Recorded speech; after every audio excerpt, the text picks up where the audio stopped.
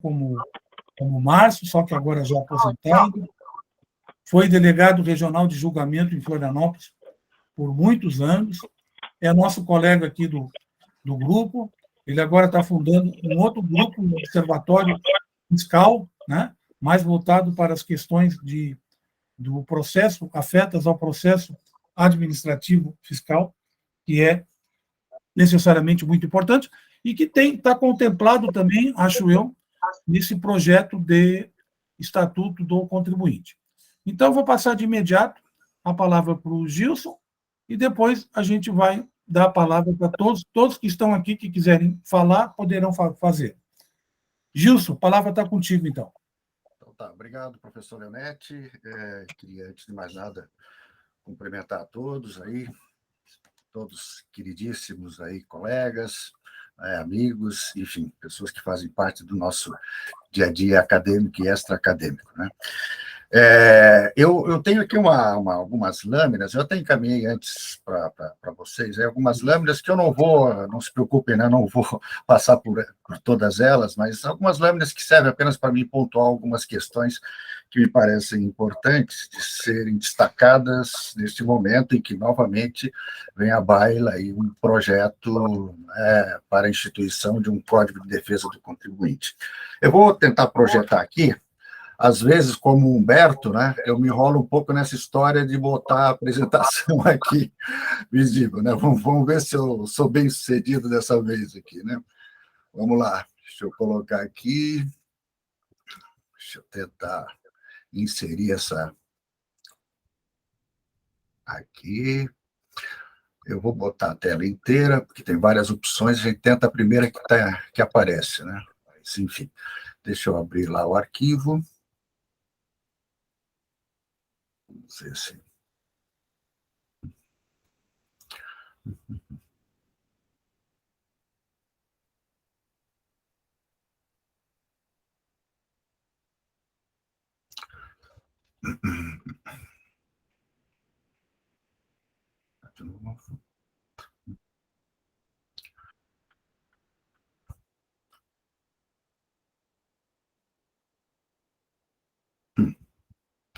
Boa.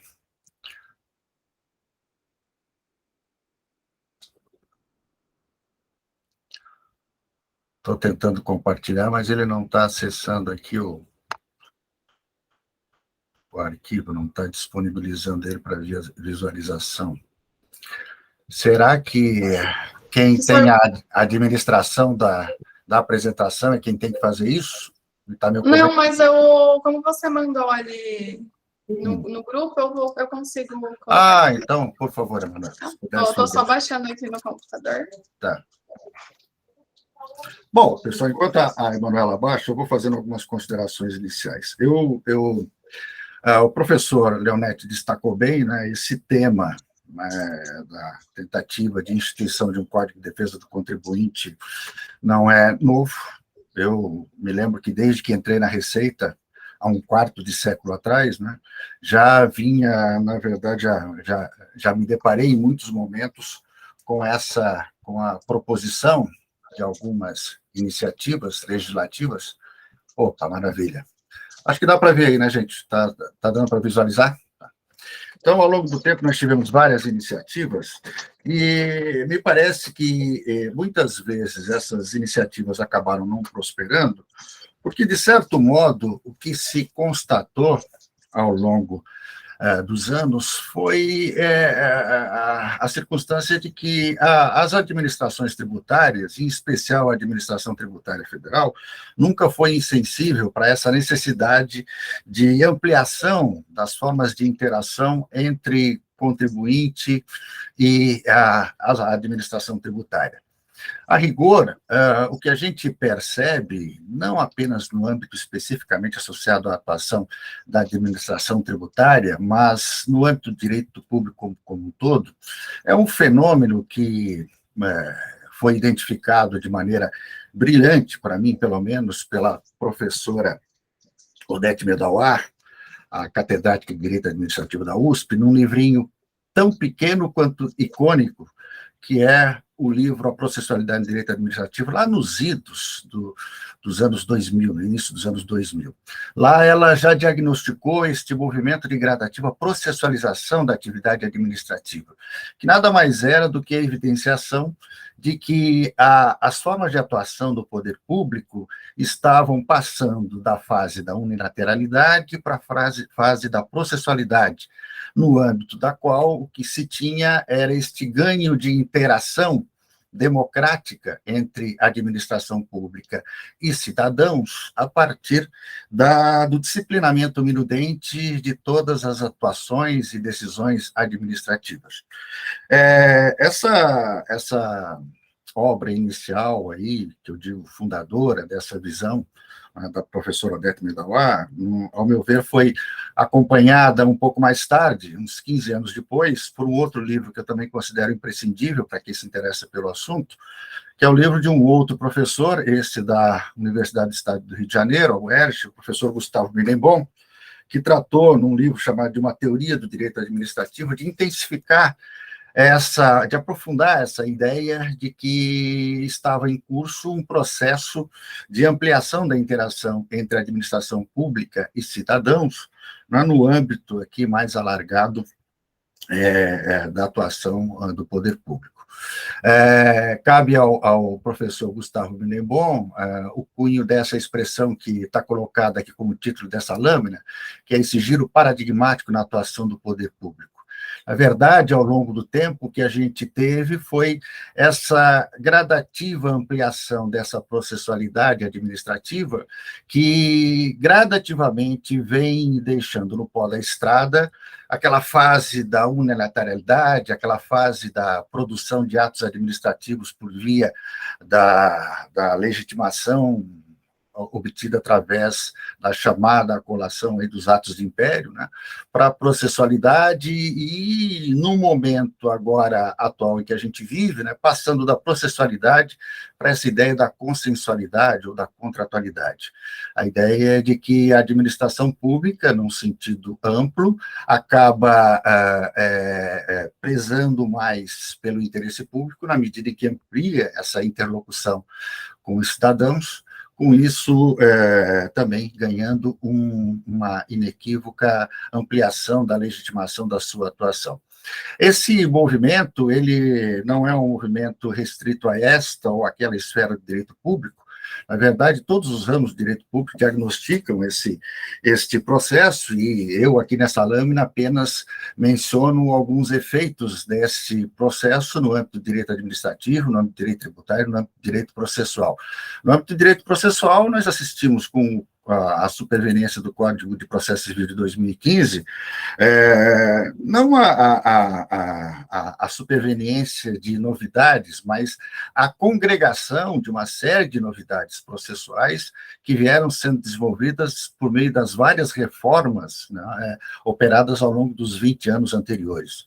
E o que nós tivemos foi a consagração do contraditório substancial como um meio de ampliação da interação do diálogo processual, e tudo isso voltado à obtenção de decisões melhor fundamentadas e com vocação para que elas venham a servir como o principal instrumento de fomento de um sistema de precedentes, coisa inédita dentro da nossa ordem jurídica. No âmbito do direito administrativo, a unilateralidade vem sendo substituída pela processualização, de forma bastante clara, pela ampliação dos procedimentos que hoje estão regidos aí por uma série de atos que disciplinam para e passo quais são as etapas da atuação administrativa e quais são as competências dos vários entes que atuam ao longo desse processo. No âmbito do direito tributário, que é o que mais nos importa, o que a gente tem assistido de maneira bastante contundente, é também a ampliação desta processualização, por conta de uma sofisticação, de certo modo, e aí é o meu ver, por vezes exacerbada até demais, no âmbito do nosso processo administrativo fiscal. Eu digo isso porque se nós olharmos o procedimento no âmbito do CARF, nós, em muitos momentos, vamos achar que estamos num processo muito assemelhado ao processo jurisdicional.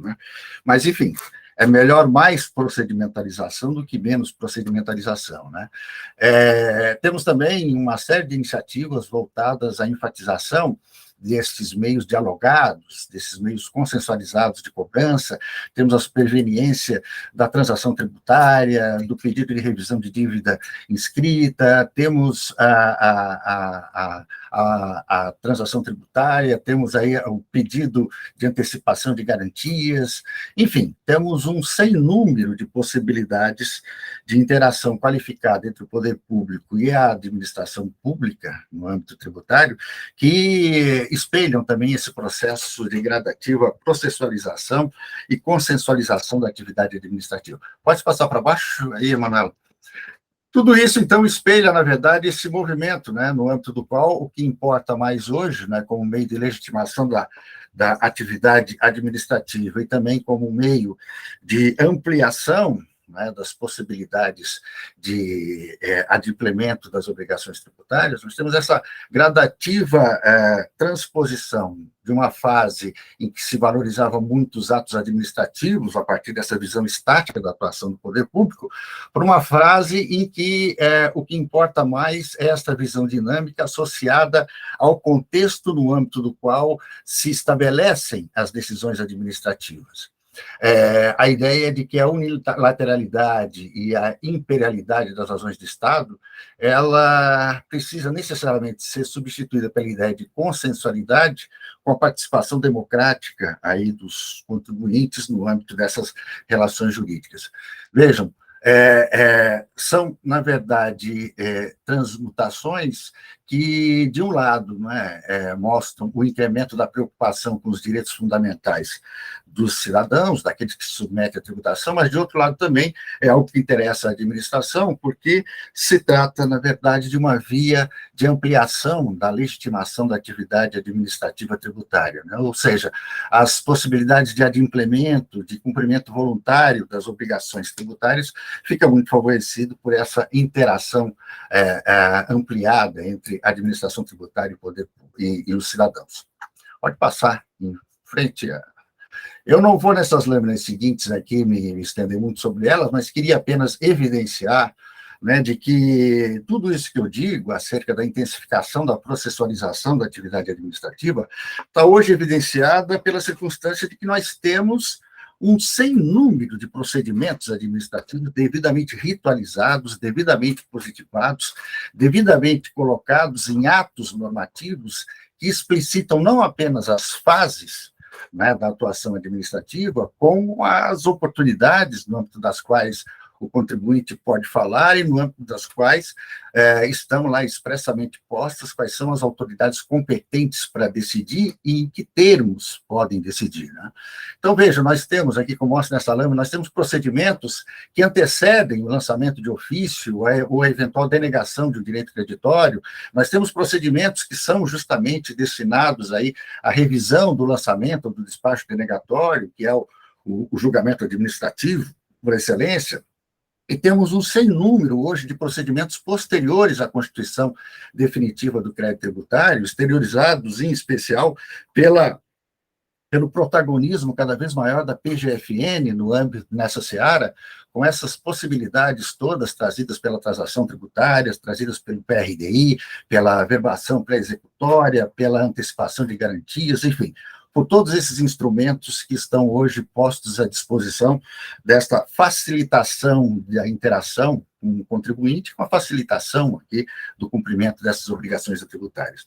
Agora, para além disso tudo, nós temos um sem número de outras espécies de processo administrativo na área aduaneira, na área tributária, que mostram o quão processualizada está essa relação.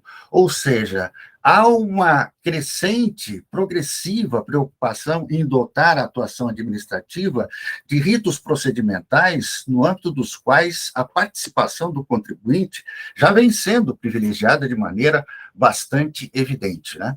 Nas lâminas posteriores aqui, eu vou deixar aqui apenas para que quem tiver curiosidade, né, mas apenas destrincho cada um desses 4 grupos de procedimentos para que vocês vejam como nós temos aqui procedimentos devidamente regrados em atos normativos específicos, né?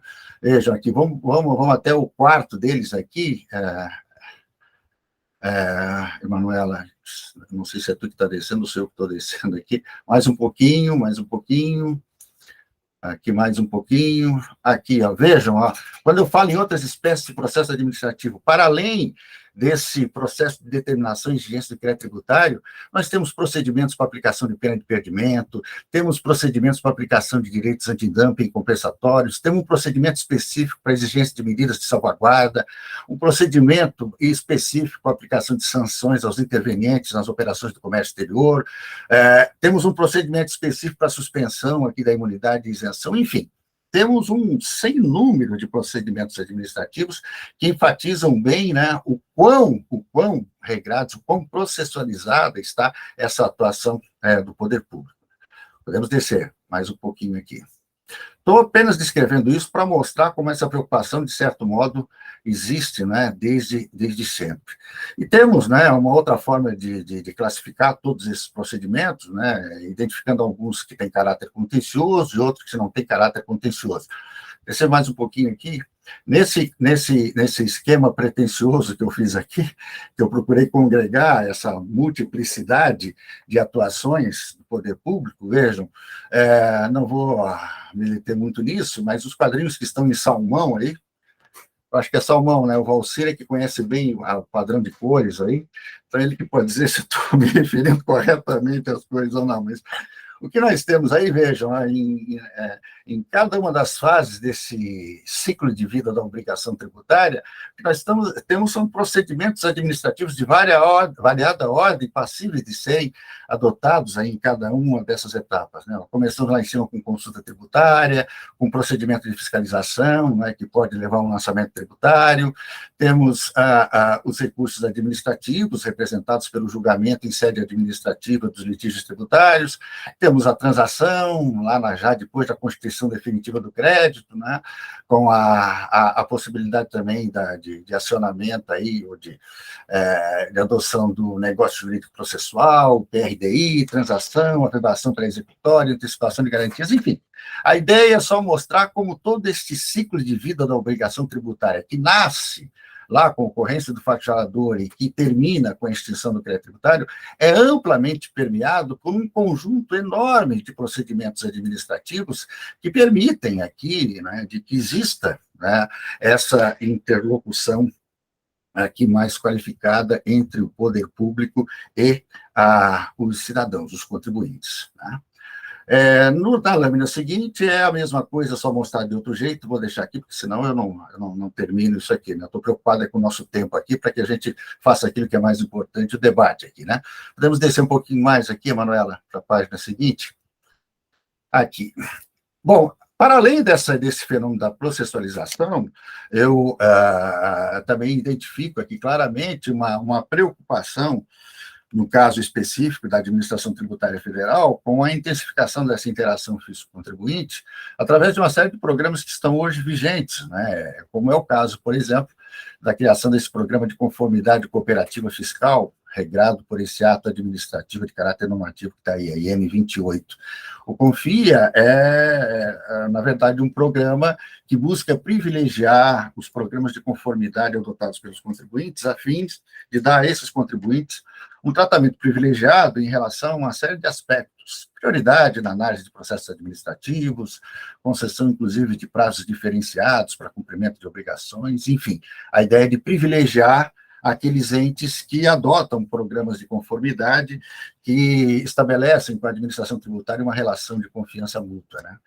Tem também esse outro programa, esse chamado Projeto Receita Brasil, que busca aí uma série de objetivos que eu não sei se não são muito pretensiosos, mas pelo menos com objetivos de longo prazo me parece que são procedentes, né? Tem esse programa de análise de juridicidade dos atos administrativos, né? De incentivo à implantação de programas de conformidade e de ampliação das hipóteses de transação, né? No âmbito desse programa, a ideia é que se tenha, inclusive, a participação de juristas que podem participar dos debates relacionados ao aperfeiçoamento da legislação tributária. E tem agora, ainda mais recentemente, a criação desse Conselho Consultivo sobre a Administração Tributária e Aduaneira da União, o CONCAT, que é uma nova iniciativa voltada a trazer aí a sociedade civil, né, para discutir uma série de questões relacionadas aí com a juridicidade em si dos atos administrativos de caráter normativo. Vejam, isso aqui, de certo modo, complementa, né, aquilo que eu falei até agora sobre esse fenômeno da processualização da atividade administrativa. Entrando direto agora, né, me desculpe o atropelo, mas por conta do tempo, mas entrando especificamente nesse Código de Defesa do Contribuinte, que está tramitando na Câmara, o que a gente percebe, né, o que eu me apercebo numa visão assim, muito perfunctória, é de que, como o professor Leonetti até já ressaltou na introdução, há muitas disposições nele que são mera reprodução de disposições que já existem, que já estão aí sedimentadas na nossa legislação tributária, né? Então, não há propriamente assim apenas novidades, há muita coisa que está apenas reproduzida. De qualquer maneira, o que eu destacaria de início é uma preocupação que eu tenho quanto à viabilidade desses códigos de defesa do contribuinte no que se refere à excessiva pretensão embutida dentro do texto. Eu me refiro especificamente ao que diz o artigo 1º, que fala, né, de que esse Código de Defesa do Contribuinte se aplica a todos os entes federativos e de que ele só seria de adoção facultativa para os municípios com menos de 100 mil habitantes. Meus caros, se nós olharmos aqui esse Código de Defesa do Contribuinte, ele reproduz, em grande parte, o processo administrativo fiscal da União, e reproduz, em grande parte, disposições processuais ou procedimentais que estão incorporadas no regimento interno do CARF. O processo administrativo fiscal da União é um processo extremamente sofisticado, composto por até 3 instâncias colegiadas e que, na verdade, se conformam como um sistema pesado do ponto de vista da estruturação que ele tem. Não consigo imaginar que, dentre os 5.500 entes federativos que nós temos no Brasil, todos aqueles que tenham mais de 100 mil habitantes possam instituir um processo administrativo fiscal similar ao que a União tem.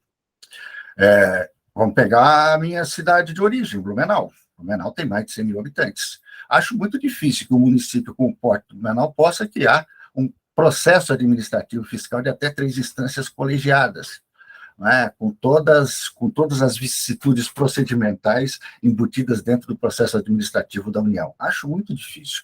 E relembro que está tramitando, mesmo que esteja parado, no Congresso Nacional desde 2014, um projeto de lei complementar que tenta instituir um processo administrativo geral, né, vinculante para todos os entes federativos, e que eu, inclusive, fui o representante da Receita no Congresso, nas audiências públicas do Congresso Nacional, onde se tratava de depurar esse projeto, mas um dos grandes problemas, um dos grandes entraves para o prosseguimento, né, desse projeto, né, foi para o andamento desse projeto, foi justamente o fato de que ele tinha essa mesma pretensão, de que ele fosse adotado por todos os entes federativos, e aquilo causou, na época, um movimento muito forte dos estados, e principalmente dos municípios, no sentido de que aquele projeto era inexequível para municípios aí de menor porte. E vejam, o que estava colocado lá naquele projeto de lei complementar era algo muito menos ambicioso do que o que está colocado nesse Código de Defesa do Contribuinte. Então, essa é a primeira observação que eu faço. Acho um projeto inexequível, pelo menos com esse número de corte. 100 mil habitantes é excesso de pretensão do legislador. É irreal isso. Não há possibilidade de que todos os entes federativos adotem esse procedimento. Uma outra coisa é que esse Código de Defesa do Contribuinte, ele também, de uma maneira que eu considero um pouco sistematizada, congrega disposições de variada ordem, né? Nós temos disposições de direito processual, temos disposições de direito material, temos disposições de direito formal, enfim. Há uma mescla muito grande aí de disposições que mexem com todas essas searas aqui da atuação administrativa, né? Agora, não há dúvidas de que, no que se refere especificamente às questões procedimentais, às questões relacionadas com o PAF, o que se tem é basicamente um resgate das disposições que estão hoje incluídas no regimento interno do CARF, é a grande inspiração do legislador. Outras coisas importantes, né, que, ao meu ver, aqui estão colocadas nesse código, é essa questão de se privilegiar os bons pagadores ou aqueles contribuintes que demonstram atitude cooperativa com a administração. Isso eu acho interessante, acho um critério bacana, e isso privilegia, de certo modo, os programas de compliance, né, os programas de conformidade. Eu acho que não há dúvidas de que a administração, ela própria, na verdade, quando seleciona, por exemplo, contribuintes para fiscalizar, olha aqui também o histórico dos contribuintes, olha o histórico das relações estabelecidas com esses contribuintes. Então, a ideia de conceder um tratamento aqui privilegiado para contribuintes que se portem de maneira tal a evidenciarem conformidade com as normas tributárias, eu acho que esse tratamento aí se justifica. Podemos seguir em frente aqui, Manuela, próxima.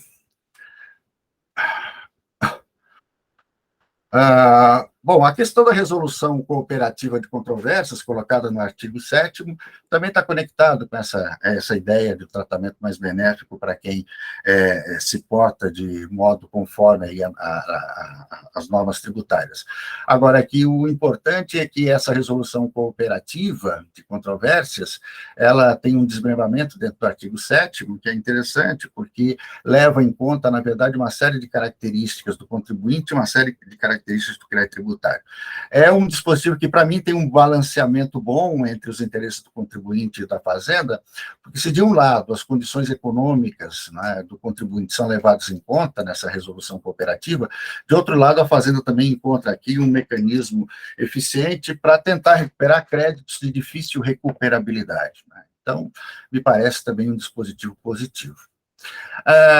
Em relação no artigo 10, uma outra coisa que me parece importante destacar é essa vedação a lançamento que contraria precedentes vinculantes, né? Isso não é exatamente uma novidade, porque crescentemente nós temos já no PAF atual essa ideia de que as decisões administrativas devem respeitar precedentes vinculantes, né? O CARF tem um dispositivo expresso acerca disso lá no seu regimento interno, e isso também já está colocado no decreto 70.235.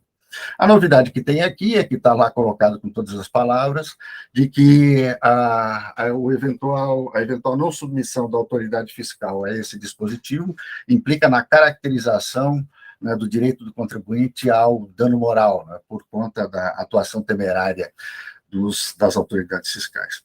Que é uma questão complicada, né, porque essa questão de saber quando é que uma atuação administrativa ela efetivamente contraria um precedente, não é muitas vezes fácil de ser feita, né?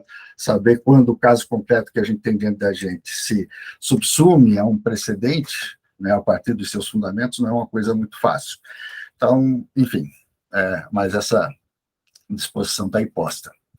Uma outra coisa que aqui sim eu acho que subverte bastante a lógica do que a gente tem hoje é esta previsão no artigo 12, de que não há preclusão do direito de apresentar novas provas ou outras razões de direito, não é, posteriormente ao prazo para contestação inicial das exigências fiscais. Minha preocupação não é tanto com a afirmação de que não há preclusão para apresentação de novas provas ou outras razões posteriormente ao prazo previsto para o contribuinte recorrer, mas sim em relação ao alargamento dessas possibilidades trazidas por esse artigo 12. E alargamento em que sentido? Vejam, o que diz o artigo 12? De que não há preclusão do direito de apresentar novas provas ou outras razões de direito em relação à matéria ou infração tempestivamente alegada ou contestada. Ora, meus caros, em relação à matéria ou infração tempestivamente alegada ou contestada, se eu fui autuado por conta da prática de omissão de receitas, isso quer dizer que toda e qualquer nova prova ou toda e qualquer nova alegação de direito que se destine a contestar esta infração vai ser admitida porque se vai considerar como já alegada ou contestada esta matéria na via administrativa. para mim, é um alargamento que, na verdade, torna completamente aqui inócuo o estabelecimento de prazos para recorrer e prazos para apresentar provas e alegações. Eu acho que a apresentação posterior de novas provas relacionadas a uma alegação específica feita pelo contribuinte dá até para entender. Agora, dizer que basta ter havido a contestação de uma infração para que novas provas, outras razões de direito sejam admitidas no âmbito processual, isso, para mim, contamina completamente a própria organização procedimental dessa relação processual. Mas essa é uma posição pessoal minha, muito discutível. O professor Valci já está olhando para mim com a cara feia, porque sabe que no CARF essa ideia não é lá muito acatada, mas, enfim, né? Isso é o risco que a gente corre quando fala as coisas, né, professor? Enfim. Vamos para o seguinte aqui, tentar acabar, estou quase acabando, gente. O texto é muito grande, a gente podia fazer um curso sobre os institutos que estão colocados nesse código, né? Aqui uma coisa que para mim é muito complicada, talvez seja uma das coisas que para mim causou mais surpresa, né? É essa questão de o Código de Defesa do Contribuinte passar a atribuir ao procedimento de consulta um caráter contencioso, né? Agora, as consultas, como todos nós sabemos, hoje em dia são manifestações unilaterais da administração acerca do entendimento que ela tem de um determinado dispositivo da legislação tributária.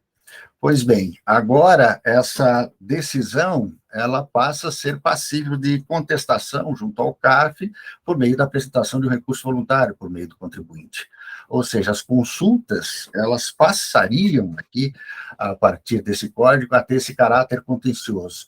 E o que é pior para mim nisso tudo é de que a consulta não seria utilizada apenas para aquilo que ela hoje é utilizada, para a resolução de dúvidas do contribuinte acerca de questões específicas da legislação tributária ou para dirimissão de dúvidas acerca da classificação fiscal de mercadorias, mas também para que a administração se manifeste sobre a estruturação dos negócios do contribuinte ou das formas jurídicas que o contribuinte vem adotando.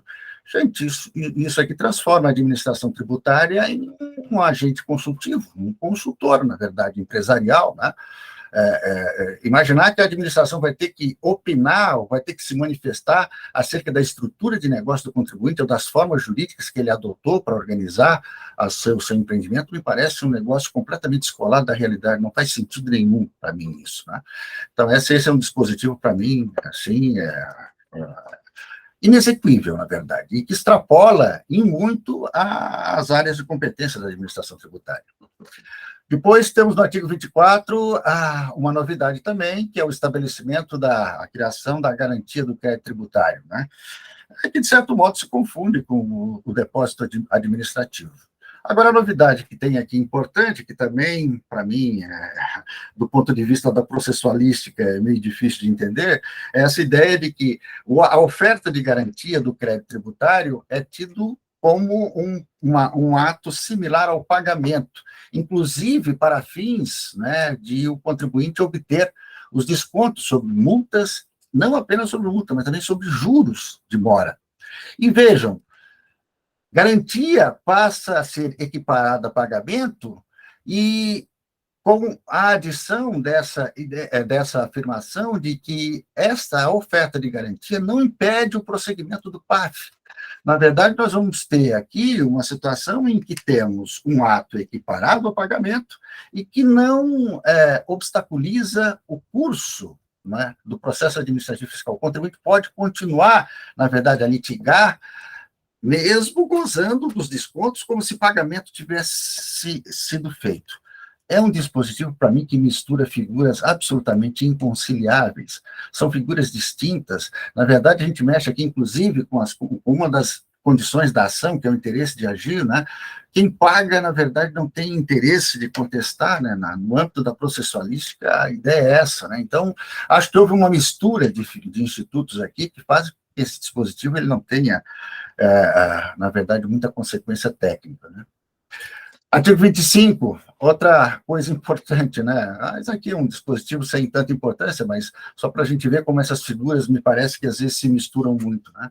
O contribuinte, ele tem como uma das obrigações dele, no início de uma ação fiscal, informar se ele está propondo alguma ação judicial relativa à matéria objeto de fiscalização. O que diz esse artigo 25 é que, se ele não fizer essa informação, isso vai ser caracterizado, vai ser suficiente para a caracterização da litigância de má-fé, com aplicação de uma penalidade nada módica, né, que é de 10% sobre o valor do crédito tributário que está em litígio. Né. Acho, novamente, que há uma mistura aqui de disposições, né, e que há uma presunção estabelecida de forma muito drástica. Manuela, vamos embora. Em frente, acho que é a última lâmina aqui. Acabar a tortura de vocês aí, mas, enfim. Bom, outra questão, isso aqui, na verdade, é uma ideia que vem rolando há muito tempo e que eu, de certo modo, acho até que a gente consegue entendê-la, né? O artigo 26 traz aí à tona, novamente, essa história de se limitar ao tempo, né, que a administração tem para prolatar as decisões administrativas. Então, está estabelecido aí o prazo de 1 ano, e a consequência mais importante disso é de que, se a administração levar mais de 1 ano, o que o contribuinte vai se ver livre é da incidência dos juros de mora a partir desses 365 dias. Né? Isso é um dispositivo que eu já vi ser levantado em vários momentos aí, né, e acho até que, assim, de certo modo, né, pensar que como a incidência dos juros de mora é bastante drástica, em muitos casos, quando o crédito tributário ele é adimplido, né, o contribuinte muitas vezes paga mais juros de mora do que crédito tributário, me parece que a demora, né, na prestação administrativa por parte da administração pública, eu acho que justifica alguma medida de mitigação, né, desse acúmulo de juros de mora ao longo do tempo. Bom, no artigo 40, não vou me estender sobre isso, né, é criado esse incidente de demandas repetitivas, que a gente sabe que tem no Código de Processo Civil de 2015, e que agora também se criou um RDR administrativo, né. Eu acho que é uma medida que se coaduna com tudo que a gente tem visto aí de progressos no próprio processo administrativo, no sentido de tentar dar uma qualificação mais coletivizada a estas demandas, essas numerosas demandas aí, a esses litígios tributários. O artigo 49 define, aí formaliza essa ideia de que os colegiados em segunda instância, no processo administrativo, têm que ser necessariamente compostos por colegiados paritários. E, por fim, no artigo 51, se tenta aí integralizar aquela eliminação do voto de qualidade, que hoje, né, segundo o entendimento do CAF, se refere mais aos lançamentos de ofício e não a todos os processos administrativos. A ideia aí desse artigo 51 é dirimir isso, dizendo que a eliminação do voto de qualidade se dá em relação a todas as decisões administrativas, em relação a todos os atos de ofício contestados pelo contribuinte. Ou seja, em todos os processos administrativos, em todos os litígios administrativos, o que se teria é essa ideia do empate, né, de que o empate favorece o contribuinte. Gente, chega. O que eu quis, na verdade, mostrar com isso aqui, foi começando lá por falar da processualização da atividade administrativa, desse movimento gradativo, a processualização, falar dessas iniciativas voltadas ao aumento de interação aqui entre fisco e contribuintes, e chegando ao Código de Defesa do Contribuinte, é mostrar para vocês de que, de certo modo, a grande parte das preocupações incertas nesse projeto de Código de Defesa do Contribuinte já estão exteriorizadas concretamente aí, mesmo que seja um processo, obviamente, em evolução, mesmo que tenha muito para ser feito ainda, mas já é, na verdade, uma preocupação que está incorporada ao longo da evolução, né, desses regramentos acerca da atuação administrativa ao longo, pelo menos, das 2 últimas décadas. Gente, obrigado aí pela paciência, desculpe se eu me estendi demais aí, tá? Muito bem, obrigado, professor Gilson, pela belíssima exposição com a qual nos brindou. Acho que o tema ficou bem alinhavado, né, aqui entre nós. Vamos prosseguir agora. Eu vou passar primeiro a palavra ao nosso decano, professor Humberto Pereira Vecchio, né, também ex-auditor fiscal da Fazenda Estadual de Receita. Como é que é o nome? É Fazenda Estadual ou é Receitas Estaduais, o Dionísio? Qual é o nome correto?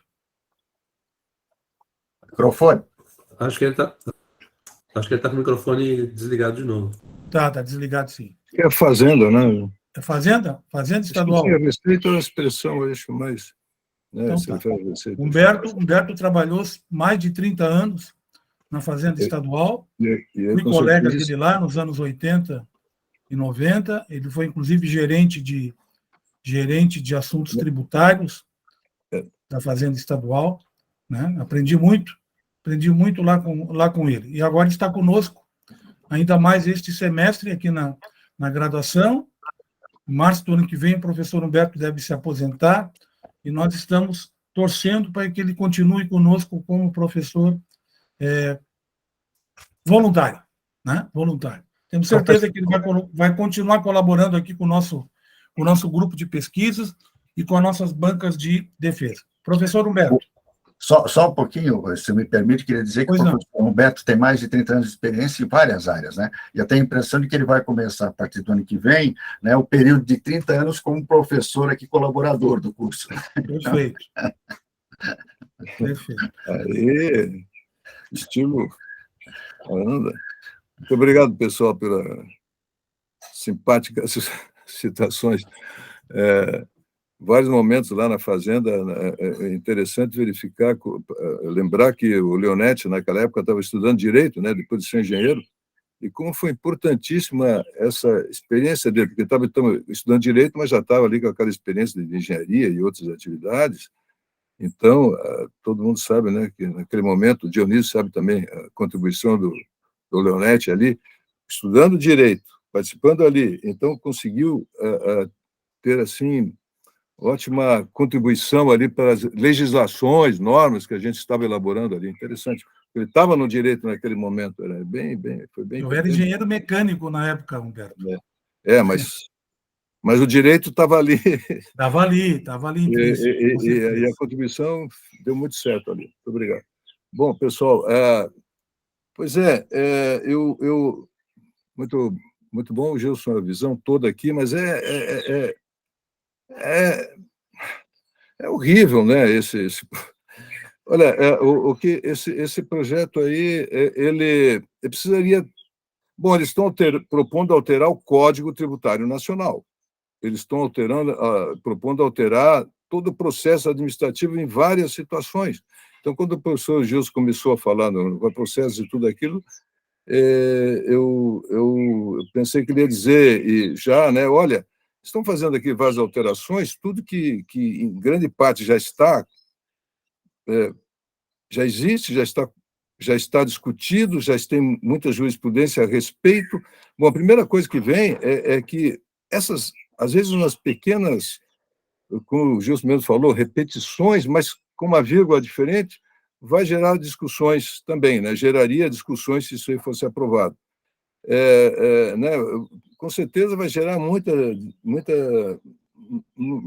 judicialização, um projeto desse, feito assim, como se fosse um código de contribuinte, porque não é um código de contribuinte isso aí.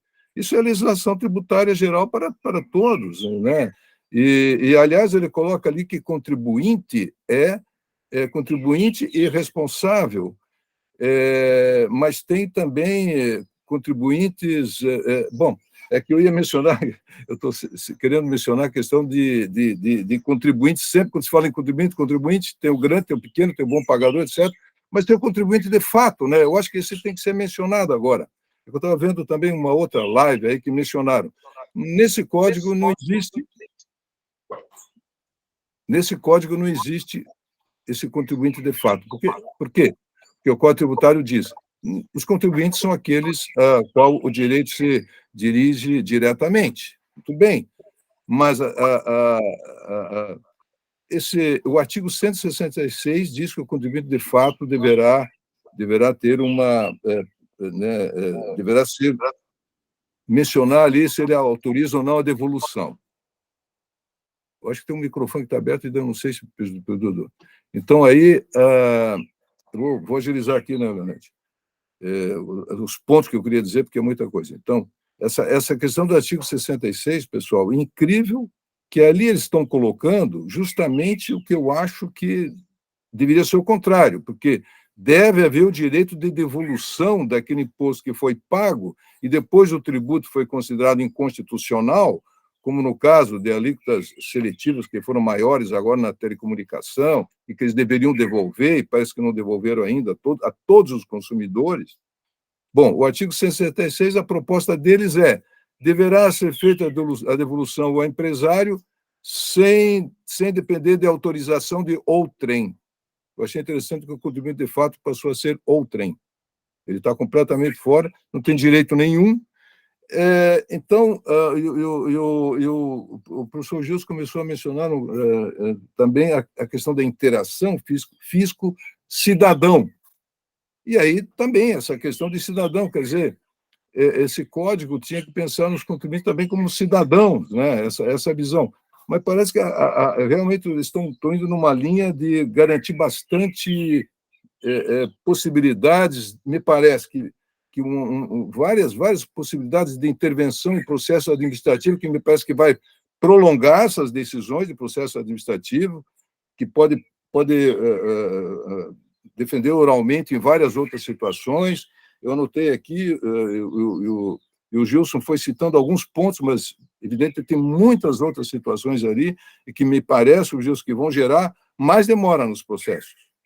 E aí também, ao mesmo tempo, dizem a decisão tem que ser 1 ano e depois não paga juro. E também a prescrição parece que está reduzida para 3 anos. Então, há uma demora e, ao mesmo tempo, há uma possibilidade. Bom, está aqui o Márcio. Boa tarde, Márcio. Então, a primeira coisa que eu tinha pensado antes, quando comecei a analisar aqui, é se esse projeto está dentro daquela linha hoje que o CDE tem, né, em relação à interação contribuinte, né, e fisco.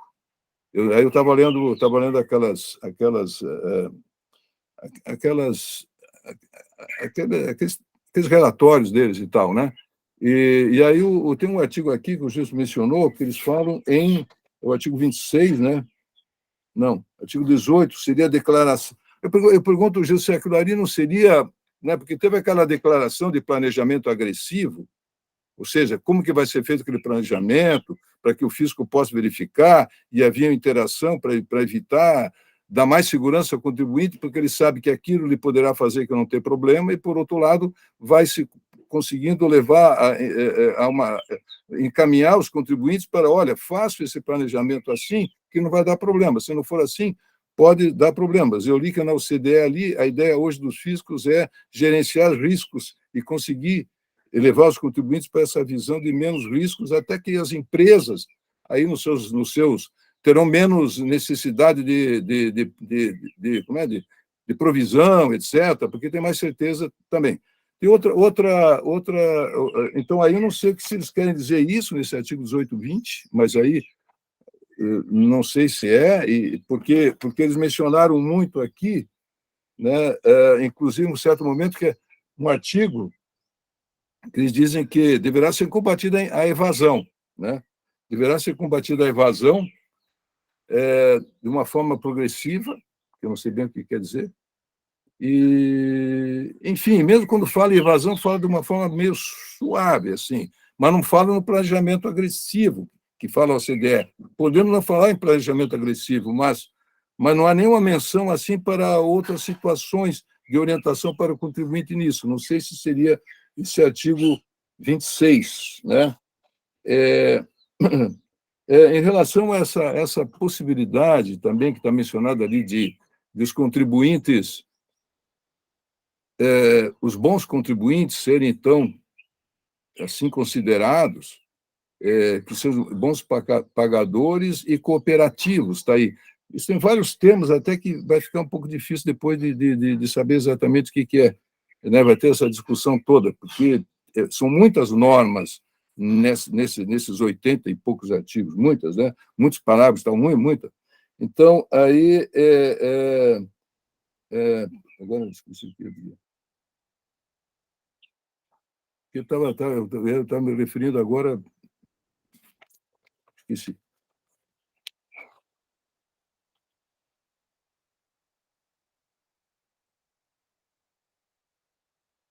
Bom, a referência que eu ia fazer agora, que eu dei a introdução e esqueço o que eu ia dizer, então, eu vou só retomar aqui para dar o final agora. Quando eu olhei ali também, então eu comparei com quando eles citam assim, como já existe Código de Defesa nos Estados Unidos, Código de Defesa não, Direito dos Contribuintes nos Estados Unidos.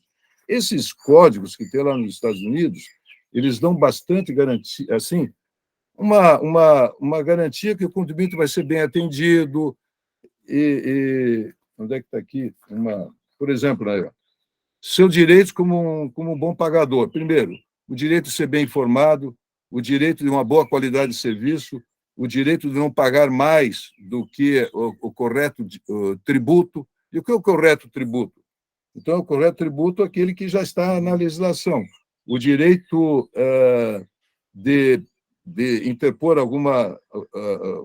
contra uma posição da Receita Federal, o direito também de fazer recurso, o direito de ter finalizado isso, o direito à privacidade, o direito à confidencialidade, e daí eles têm situações assim, em que existe, por exemplo, lá nos Estados Unidos, clínica de imposto de baixa renda, aconselhamento fiscal do idoso. Então, tem várias questões em relação ao direito dos contribuintes lá, esses direitos, em relação ao direito que está posto ao processo, como já existe. Agora, aqui, a ideia é fazer todo um novo processo, alterar, inclusive, o Código Tributário Nacional, até em artigos ali que estão bem consolidados. Aqui tem muitos, por exemplo, o artigo 60, inclusive, que eles vão alterar do Código Tributário Nacional, traz ali algumas exigências para ser instituída uma taxa, tem que dizer exatamente especificar mais em condições que está sendo cobrada essa taxa, que provavelmente vai dificultar, ou vai gerar já está decidido no Supremo, já está consolidado como é que fica a situação de taxa, não é porque ali vai ter uma norma exigindo outra que vai resolver isso. Na verdade, vão surgir vários novos problemas, né? E para terminar, então, em relação a isso da OCDE, que daí o Márcio, não sei, isso está compatível, isso está conectado com essa visão de quem vai entrar na OCDE, ou está trazendo ali certas proteções e ali descontos e um tratamento desigual. Quando o contribuinte paga corretamente, vai ter um tratamento favorecido até financeiramente, menores multas, etc.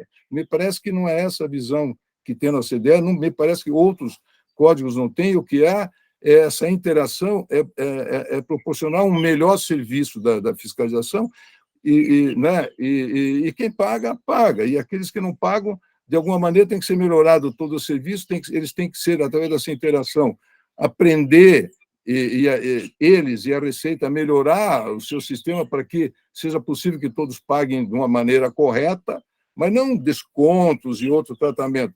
Ali, aquele tratamento que o Gilson mencionou, em relação a Confia, me parece que não tem isso, me parece que é agilizar ali algo, porque eles já têm aquela confiabilidade e pode concluir um processo em relação à verificação ali mais rapidamente, só isso, mas não dá um outro tipo de benefício.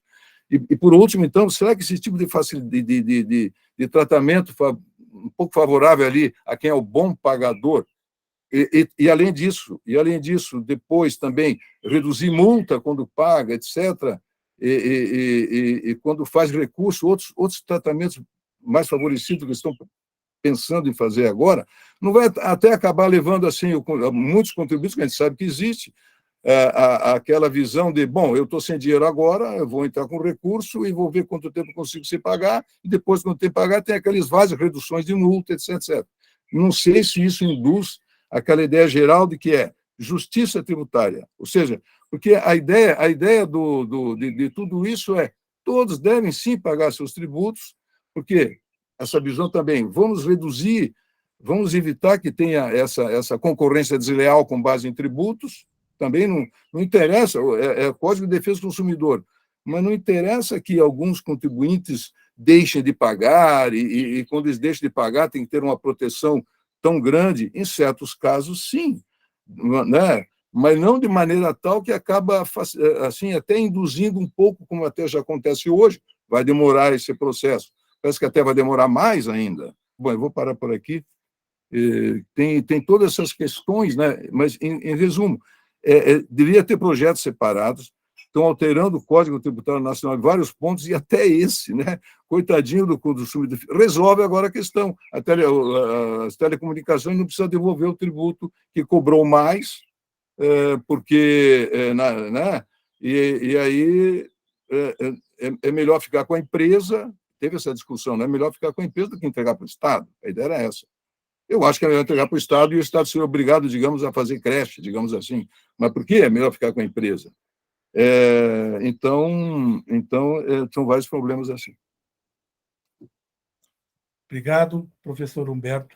Só aproveitando, Humberto, para lembrar que aquela comissão chamada de notáveis, presidida pela ministra e professora Regina Helena Costa, se não me engano, já sugeriu, né, mudanças tanto no Código Tributário Nacional como no decreto 70.235, chamado de PAF.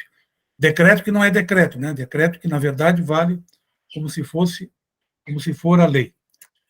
Vamos ouvir agora o nosso querido professor Valcir Gassen, veio da UNB para nós não queremos mais devolver ele para a UNB, né? Queremos ficar com ele aqui para nós agora, para sempre.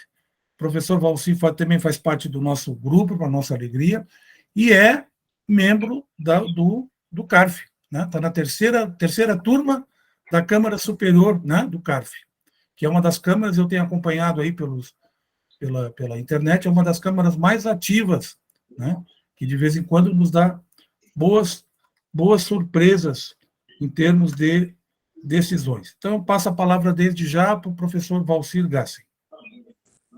Boa tarde a todos e todas. Gilson, parabéns pela apresentação. Conseguiu, de forma rápida e concisa, colocar o bode na sala, o problema. Um abraço, Vinícius, Emanuela, Dionísio, Luciana, Felipe, meu ex-aluno, Aline, meu querido decano Humberto Vecchio e meu ex-orientando, Dr. Márcio Campos, doutor pela UNB Sorbonne, que está falando diretamente da França, onde vocês vão amargar o segundo lugar, porque o Brasil vai ser campeão, Márcio.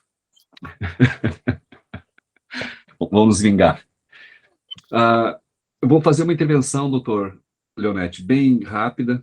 Eu gostaria só de finalizar, só de ponderar ainda, Leonetti, que o Márcio, ele fez um xerox do seu livro sobre imposto de renda, ele tem culpa. Ele leu o seu livro e queria avisar o Márcio que agora tem que comprar a segunda edição, Márcio, do livro do Leonetti. Eu já tinha lido na faculdade e li no mestrado. Ah, é? 2 vezes? Foi. Perfeito. Foi o primeiro livro sobre imposto de renda que eu li. E tu tem um livro ou tu fez xerox, Márcio? Eu não me lembro, mas a lei diz aqui que eu não sou obrigado porque a administração tributária não pode me obrigar Olha, esse aqui, Márcio, eu estou tentando fazer agora a segunda edição. Estou trabalhando em cima da segunda edição, mas dá um trabalho. Mas vale a pena. Excelente. Mas não vale sei a se pena, não é melhor abandonar e fazer um... Mas não vou fazer isso. Eu assumi um compromisso com a editora e vou revisar, vou entregar uma segunda edição para eles. Perfeito. Em relação ao tema, teríamos muitas questões a colocar. O doutor Humberto, de certa forma, pontuou a nossa surpresa, né, Humberto? Diante das propostas que tem aí no Código de Defesa do Contribuinte. Vocês lembram da alteração que teve a LIC, a Lei de Introdução ao Código Civil? Ela foi casuística, tá? Ela foi casuística num determinado momento histórico do Brasil, e da mesma forma, eu entendo que esse Código de Defesa do Contribuinte foi para o Senado, que foi proposto pelo deputado, se não me falha a memória, Pedro Paulo, do PSD, é casuística também. Eu gostaria de pontuar nessa casuística que nós estamos num país que o contribuinte é chamado de outrem, Humberto. Para mim, contribuinte é aquele que paga o tributo. O contribuinte de iure, ele sim que é um papel secundário, porque se eu pago PIS, se eu pago COFINS na compra de uma caneta, é eu que pago, eu que sou o contribuinte. A empresa que fabrica a caneta lá a tua cidade natal, Márcio, é onde? Cuiabá? Cuiabá. Cuiabá. O Márcio fabrica a caneta em Cuiabá, né? Ele é contribuinte de direito. O contribuinte sou eu que paguei a caneta. Então, esse Código de Defesa do Contribuinte, ele está num determinado contexto brasileiro, igual à alteração que foi feita na LIC, na Lei de Introdução ao Código Civil, que era a Lei de Introdução ao Direito, que não precisaria mudar a ementa, né? A gente sabe historicamente a importância que tem a Lei 4.504, 4.500 e... Esqueci o número da lei, da LIC. Então, é casuística. Então, eu gostaria de dizer, primeiro, contribuinte é quem paga, né, doutor Humberto? Contribuinte é quem paga o tributo. Aquele que faz a transferência para a conta da União, para transferência para a conta do Estado e do município, ele é apenas um preposto, ele é apenas um segundo. Tá? Esse sim é um outrem. Porque contribuinte, primeiro, é aquele que paga. O Código de Defesa do Consumidor não mexe nisso. Código de Defesa do Contribuinte. Eles estão tratando aqui não de contribuintes, estão tratando deste outrem, que é o contribuinte de iure. A outra questão... É estatuto, Valcir, agora é estatuto. Sim. Código estatuto. ficou mal visto. Código lembra penalização, Sim. lembra imposição. Agora é estatuto. Palavra Obrigado. Os crimes contra a ordem tributária. Nos países capitalistas, o fato de eu não pagar um tributo implica na esfera administrativa e na esfera penal. Quantos brasileiros estão presos hoje no Brasil por sonegação? Terceira questão. O Brasil é um dos países que tem maior carga tributária do mundo sobre a base consumo, que são tributos anestesiantes. E o Brasil, nesse ranking internacional, ele é um dos países que mais sonega. E quem sonega? É o contribuinte ou é este outrem que é o contribuinte de iure? Quando eu compro a caneta, eu pago PIS, COFINS, pago ICMS, pago IPI. Quem está sonegando não é o contribuinte, é aquele preposto, é aquele contribuinte de iure. E o Brasil é um dos países que mais tem um nível de sonegação no mundo. No ranking mundial tem a Rússia, daí tem, acho que, não sei se é o Brasil, daí vem a Itália e assim por diante. Eu estou esquecido. Então, ainda terminando o contexto, minha intervenção vai ser mais 1 minuto só. Imagine, Humberto, eu sou dono de farmácia e você é dono de uma pizzaria.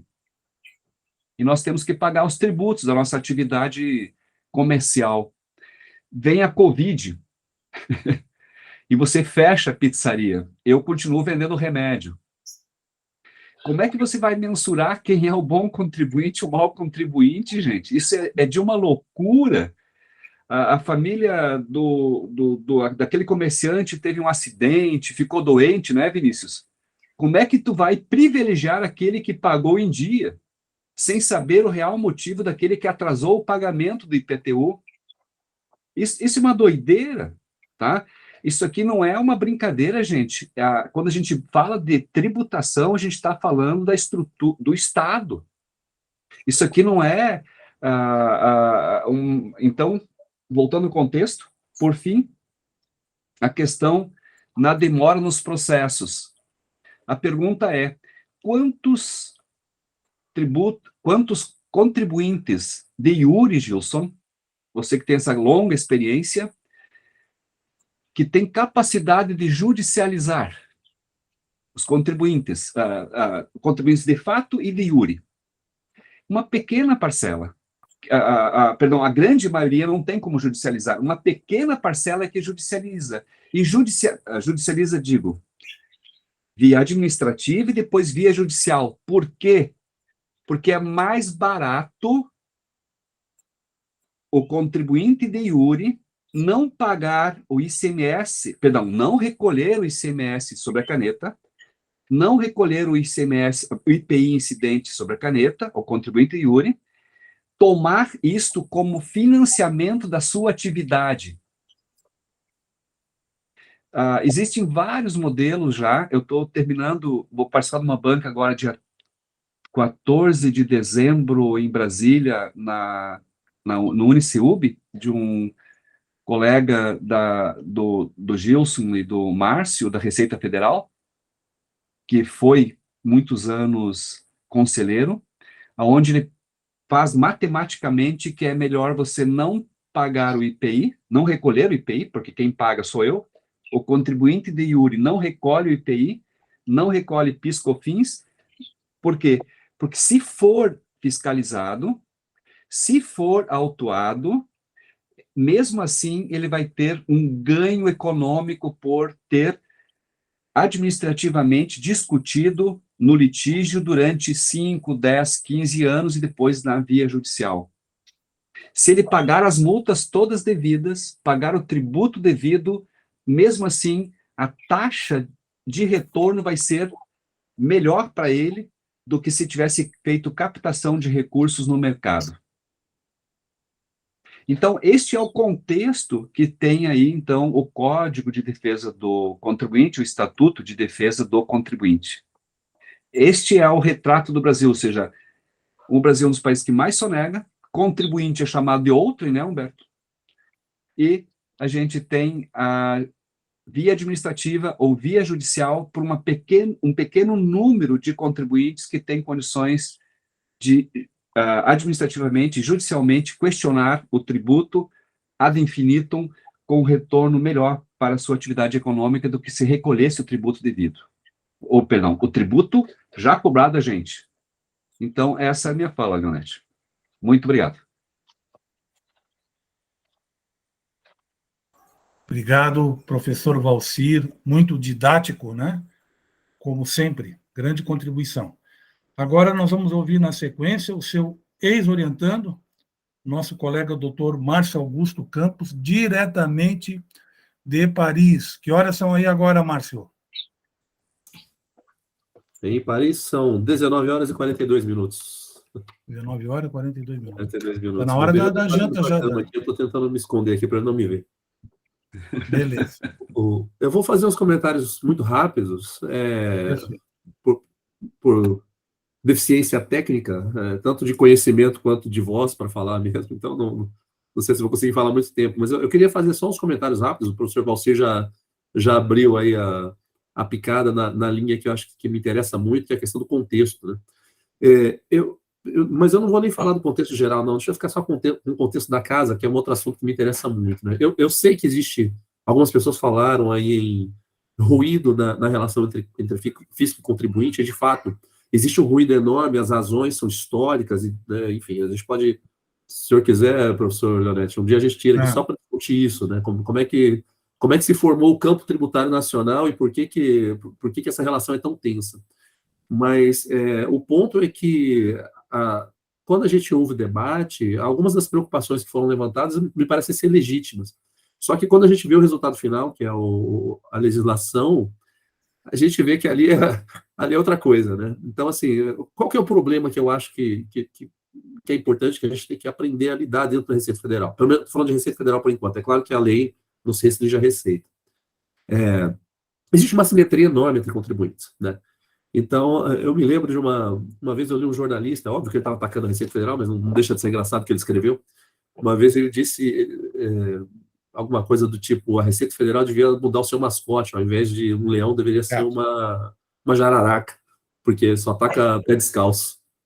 Então, assim, o que ele quis dizer com isso, né? Assim, que a gente tem uma força muito grande para fazer pressão sobre determinados tipos de sujeito passivo, ou tipos não, mas sujeitos passivos de uma determinada categoria, enquanto outros aí são, né, estão no outro plano, né? E para mim isso é um assunto muito caro, porque eu trabalho na COSIT, eu trabalho com tributação internacional e, sobretudo, eu sou destacado para assuntos relacionados à economia digital. Então, quando eu olho um dispositivo que diz que é necessário que a administração fiscal reconheça a vulnerabilidade do contribuinte diante da administração fiscal, dá vontade de rir, né? Eu lido diretamente com o GAFAM. Então, assim, por isso que eu estou dizendo, na retórica, quando você vê o debate lá na Câmara, perdão, o que vem em mente é o senhorzinho que vai lá tentar resolver um problema e não consegue. Então, olha, a Receita Federal está utilizando todo o seu aparato ali para tentar constranger o senhorzinho lá que está perdido, tentando... Porque eu vi uma advogada falando, a legislação brasileira é muito complexa, é muito difícil, a gente não sabe o que pagar.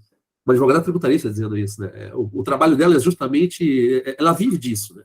Ela vive de fazer essa interpretação, ela não é o empresário. Se eu não me engano, não havia empresários. Depois eu preciso puxar de memória aqui, mas na audiência pública, feita a toque de caixa antes de mandar o projeto para o Planalto, né? Só corrigindo, professor, o senhor tinha falado que ele estava na Câmara, ele já está no Planalto, perdão, no Senado.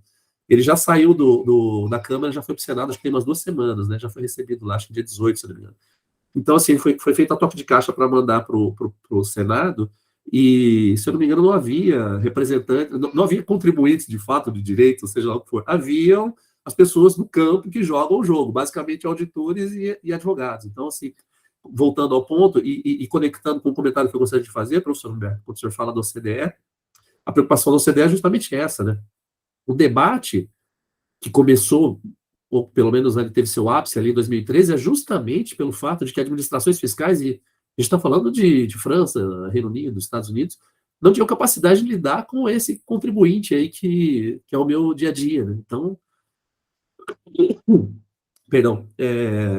Então, assim, como eu disse, é risível isso. Tem até um artigo, depois, se alguém tiver interesse, eu posso até verificar, que eu acho que eu tenho ele aqui em algum lugar, eu acho que é de alguém da administração fiscal de Gana, se não me engano, que trata justamente da dificuldade que os países africanos têm, por exemplo, de tributar grandes riquezas. Assim, eles falam que o que eles têm de estrutura e de conhecimento técnico assim, não se compara ao que essas multinacionais elas têm. Então, por isso que eu digo, quando a gente olha para o projeto, o que a gente parece que mira na relação com esse senhorzinho lá que tem dificuldade, que não consegue preencher o formulário, mas o que você está atingindo são as grandes corporações que vão lidar com o auditor fiscal, e aí, se me permite abrir um parênteses, eu não vou entrar nessa discussão, mas no Brasil, a forma como o campo tributário se formou fez com que, por exemplo, delegacias especializadas em grandes contribuintes, nós tenhamos aí pessoas, né, nem todo mundo fez com o professor Leonetti, né, que saiu da área de exatas e se aprofundou no campo do direito. Muitos colegas simplesmente fizeram exatas e continuaram na área de exatas, hoje fazem auditoria em grandes empresas, e tem, do outro lado, alguém que foi instruído a sua vida inteira a dominar o discurso da tributação. Então, esse desequilíbrio que eu vejo nesse tipo de relação, não é essa relação, essa situação caricata que eu disse lá do senhor que não sabe nem preencher o formulário. São essas assimetrias que, me parece, são a grande questão que esse projeto de lei complementar ele vai acabar tocando, né? E, enfim, e o último comentário, não sei se eu já estou me alongando muito, mas professor Humberto, o senhor havia mencionado, acho que, eu não sei se era sobre esse assunto que o senhor estava dizendo, o artigo 5º, inciso 4º do projeto de lei complementar. Quando eu li, artigo 5º, inciso 4º, ele diz o seguinte: são deveres do contribuinte, né? Aí o inciso 4º, declarar as operações consideradas relevantes na legislação tributária. Não sei se era a esse que o senhor estava se referindo. O senhor fez uma alusão à obrigação de declaração e tal. Quando eu bati o olho aqui, eu falei, opa, olha só, né? Aqueles famosos jabutis, né? Porque nas idas e vindas da passagem do primeiro para o segundo projeto, que o primeiro era pequenininho, esse segundo aqui virou um negócio gigantesco, né? E é até curioso, porque um dos problemas que ele pretende solucionar é justamente a falta de sistematização da legislação. E ele veio atirando para todo lado. Acho que tem o artigo 56, que é simplesmente um artigo gigante que reforma, acho que é a lei de execução fiscal, não me lembro agora qual é a lei. Então, assim, ele é completamente caótico e pregando a sistematicidade da legislação. Mas voltando ao artigo 5º, professor, então ele toca ou pelo menos revive a discussão sobre a antiga ação 12 do projeto BEPS, que que chama de mandatory disclosures, né, eu não me lembro como é que a gente traduziu isso, revelação de planejamento tributário, alguma coisa nesse sentido. Esse assunto me é muito caro, porque eu estava trabalhando no projeto de medida provisória para essa, exatamente para mandar para o Planalto, para a gente discutir essa questão da revelação de planejamentos tributários. Eu não lembro exatamente por que razão, mas do nada alguém falou assim, mas tem que mandar alguma coisa de hoje para amanhã, não sei exatamente qual foi a visão que tiveram, a visão estratégica que tiveram ali, mas eu falei, olha, mas ainda preciso de tempo para trabalhar nisso. Tá falando, não vai dar, vamos fazer aqui e tal, e fizeram um negócio mais ou menos de qualquer jeito, que foi aquele projeto de lei que foi sumariamente revogado lá. Acho que os 7 primeiros artigos foram sumariamente revogados, e de fato era bastante leonido na sua redação, né? E o assunto morreu, virou tabu falar sobre revelação de planejamento tributário. E para minha surpresa, eu vejo um dispositivo aqui que, pelo menos da minha parte, eu não teria dúvida que ele me permitiria rediscutir a questão da revelação das operações, né, de planejamento tributário por via de dispositivo da Receita Federal, né? Porque ele fala em legislação tributária, né? Operações consideradas relevantes na legislação tributária. Ele confere à Receita Federal a possibilidade de expedir legislação tributária. Eu vou parar por aqui, porque está difícil de administrar aqui a fala. Eu acho que eu já falei bastante, mas obrigado pela oportunidade, professor. Falou bastante, não sei se tudo, mas falou muito bem, Márcio. Muito bom te ter aqui conosco, e vamos torcer, né, e trabalhar para isso, para que isso seja agora uma constante. Agora eu tenho o prazer de passar a palavra à nossa colega Emanuela Gava Cassiatori, que foi também a responsável pelo nosso encontro hoje está acontecendo. Ela que providenciou e está administrando o link, né? Até ajudou ali depois, ajudou o professor Gilson também na colocação das transparências, né? Então eu passo desde já a palavra a Emanuela. Olá, boa tarde. Conseguem me ouvir bem? Porque eu estou direto pelo... Okay. Eu ouço bem. Ok. Não, eu queria primeiro parabenizar o professor Gilson pela exposição, né? Nesses projetos de lei tão extensos, acaba aparecendo na mídia só um ou outro ponto, né? E quando, muitas vezes, os aspectos não mais relevantes, mas que podem ter um impacto maior no cotidiano, muitas vezes acabam passando desapercebidos, né? E é sempre nesse sentido que eu tenho bastante preocupação em projetos assim tão amplos e que passam de forma atravessada num regime de urgência, né? Me parece bastante importante e relevante discutir essa ideia de um código de defesa do contribuinte, né? Inclusive aqui em Santa Catarina a gente tem um, né, desde 2005, mas ele vai muito mais no que falou o professor Humberto, né, de como é nos Estados Unidos, de estabelecer direitos e deveres que devem ser observados, do que dispor questões processuais, né? Então, não tenho muito especificamente para agregar na discussão, mas uma coisa que me preocupa é a urgência que é dada na discussão desses projetos com tanta magnitude, porque parece não, né? Na ânsia de aprovar, acaba não se discutindo esses pormenores que podem trazer um impacto muito grande e muitas vezes incomensurável, né? Por trás da ideia bonita, né, de defender direitos do contribuinte, né? Quem é que vai ser contra estabelecer direitos para o contribuinte, né? Ninguém, assim, filosoficamente é uma ideia maravilhosa. Só que justamente por trás desse guarda-chuva, às vezes podem acabar passando questões bastante complicadas do ponto de vista operacional, né? Então, a minha maior preocupação é essa urgência, como o dito, já tá no Senado, ainda que o projeto substitutivo apresentado, ele foi retirado algumas questões polêmicas, né? Como, por exemplo, essa questão da diminuição do prazo de prescrição para 3 anos, não está mais o substitutivo, né? Então, algumas questões que levantaram mais polêmicas já não estão no projeto de lei, mas ainda assim parece que a discussão está se dando numa velocidade muito maior do que a desejável, tendo em vista que são diversos dispositivos e que tratam de, né, questões procedimentais, direito material, talvez uma ideia melhor seria que esses temas fossem tratados em projetos fatiados, né? Assim se poderia ter uma discussão mais aprofundada sobre cada um dos aspectos. Encerro por aqui a participação. Muito bem, Manuela mostrou. Desculpa, Manuela, continua. Não, queria agradecer mais uma vez ao professor Gilson e a todos os colegas, né, pelas tão brilhantes contribuições. Muito bem. Manuela mostrou que, mais uma vez, que leu, né? Leu bem o projeto, né? E substitutivo. Eu concordo contigo, Manuela. Nosso meio, quem tem um pouco de experiência nessa área, é que no final do ano se aprove naquela última semana, Gilson, né? Aqueles processos todos meio cabeludos, meio polêmicos, né? Se o governo tiver de acordo, acho que estará, esse atual governo, não sei, acho que sim, né? De repente se aprova isso na correria, né? Como tu falaste, sem a devida discussão. Ninguém é contra o Estatuto do Contribuinte, né? Já foi falado aqui, já existe até, mas se quiserem fazer uma lei com esse nome, podemos fazer, desde que seja uma lei razoável, coerente, né? Que não desestruture todo o nosso sistema, que a gente, a duras penas, né? Todo esse sistema de processo tributário administrativo, que a duras penas foi construído no Brasil, né? Muito bem, vamos agora. Eu ia chamar o Dionísio, mas eu acho que ele teve que sair, porque o Dionísio também tem, como o professor Gilson também tem, um livro sobre processo administrativo e tributário, né? Mas acho que o Dionísio teve que sair, não está aqui conosco agora. Eu vou chamar agora o Vinícius, que é meu colega, procurador da Fazenda Nacional.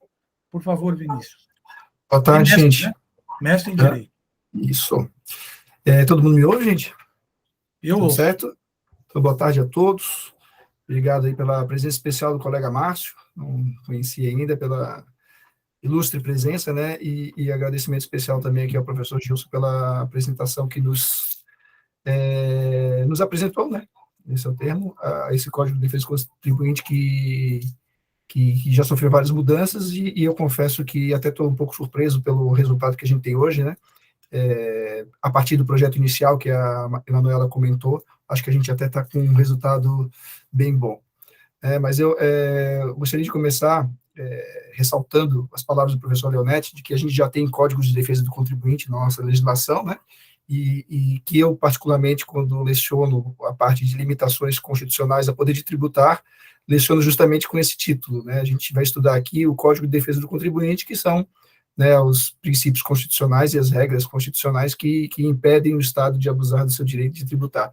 Eu acho que quando a gente analisa essas limitações dessa forma, fica até mais fácil de entender, e a gente consegue perceber que a situação do contribuinte no país, dado a extensão do texto constitucional que se refere ao tema, bem, né, de certa forma, protegida. Não digo que o contribuinte não sofra, né? A gente tem uma carga tributária bastante injusta e alta em determinados setores, que não deveria ser, uma carga tributária que resulta em ineficiência, mas se a gente quer atacar esse problema, a gente tem que atacar esse problema, e não necessariamente uma suposta hipossuficiência do contribuinte, né, que não se verifica em todos os casos, né?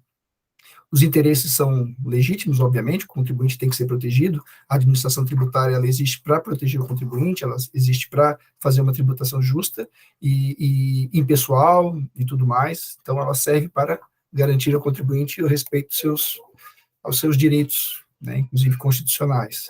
O que a gente costuma ver, como comentou o Márcio, é que, a título disso, muitas regras que estabelecem privilégios são aprovadas, né? O primeiro texto, que era do deputado Rigoni, acho que é de Minas Gerais, se não me engano, previa essa prescrição, essa diminuição da prescrição, previa uma dificuldade imensa para promover a responsabilização pessoal do sócio, e coisa que a gente sabe que não é tão simples assim, não são todos os casos que o sócio, mesmo praticando fraude, acaba sendo responsabilizado. Então, na verdade, se tinha... resultado de lobby, né, naquele projeto. Hoje, O projeto está bem diferente, acho que está bem melhor, não está tão dolorido, vamos dizer assim, para quem trabalha com recuperação do crédito tributário, né, acho que o resultado está bem legal. Tanto que quando a gente pesquisa sobre isso, a gente vê que os pontos principais que são tratados são os descontos, né? Vai pesquisar, então, o código substitutivo, né, desse código, desse Estatuto de Defesa do Contribuinte, tem lá, o Estatuto vai dar desconto de 60% para quem pagar no prazo, ou para quem depositar e garantir dentro do prazo estabelecido pela legislação, com acréscimo de mais 20% de desconto. O código vai trazer desconto para quem for enquadrado como um bom pagador e tudo mais. Na verdade, é isso que está chamando a atenção hoje. O que não é tão bom assim, mas, de certa forma, já traz alguns avanços. Mas a minha contribuição aqui, gente, curta e direta, eu acho que, né, dado a todo esse arcabouço legal que nós já temos, o Código das limitações constitucionais ao poder de tributar, a própria Lei de Processo Administrativo Federal, né, já estabelece várias garantias. O que eu queria trazer para a discussão, né, é que não é necessariamente a legislação que vai mudar, né, essa relação do fisco com o contribuinte. Não é a legislação, não são instrumentos, os instrumentos são válidos, mas os instrumentos são mais o resultado da mudança do que propriamente o impulsionador dela. Falando da experiência da Procuradoria, eu acho que eu pude vivenciar, a Aline está aí podendo contribuir também com esse assunto, desde 2010, uma mudança de postura, né, mudança de postura, né, da Administração Tributária Federal. A Receita vem acompanhando também, não caminhamos juntos, mas é visível que no âmbito federal há uma mudança de postura que vem há mais de 10 anos. Uma proposta de diminuir o contencioso, diminuir os litígios, de respeitar a jurisprudência, de privilegiar a segurança jurídica e de deixar de recorrer por recorrer, uma coisa que nunca foi regra, mas que na cabeça de quem trabalha na administração tributária era uma cláusula pétrea. Nós éramos obrigados a recorrer de tudo e contestar tudo. Eu acho que isso hoje é passado. E essa mudança de postura, né, que vem de dentro, mas também dos líderes, né, dos gestores da carreira e do próprio governo, resulta em resultados práticos que trazem um avanço muito maior do que propriamente um Código de Defesa do Contribuinte como esse que está sendo proposto. O professor Gilson comentou sobre vários instrumentos que a gente tem hoje, né, pedido de revisão de débito, oferta antecipada de garantia, hoje a gente tem transação, negócio jurídico processual, vários instrumentos que ajudam a relação entre fisco e contribuinte, cada vez mais, e mostrando, né, que essa relação pode ser mais bem trabalhada. Além disso, como eu falei para vocês, desde 2010, tem vários pontos que a gente tenta trabalhar para evitar o contencioso judicial, né? Então, o contencioso judicial vem sendo esvaziado há bastante tempo, justamente por conta dessa mudança de postura, que permitiu todos esses avanços.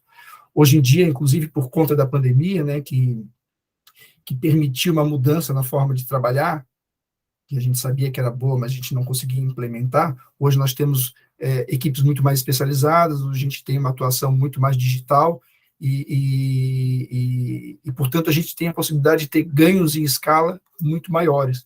E esses ganhos em escala permitem que a gente faça uma transação, ou uma proposta de transação, ou estabelecer esse instrumento de uma maneira unificada no país todo, com equipes especializadas para trabalhar a transação, por exemplo, e tornar esse instrumento útil, válido e bom para todo mundo.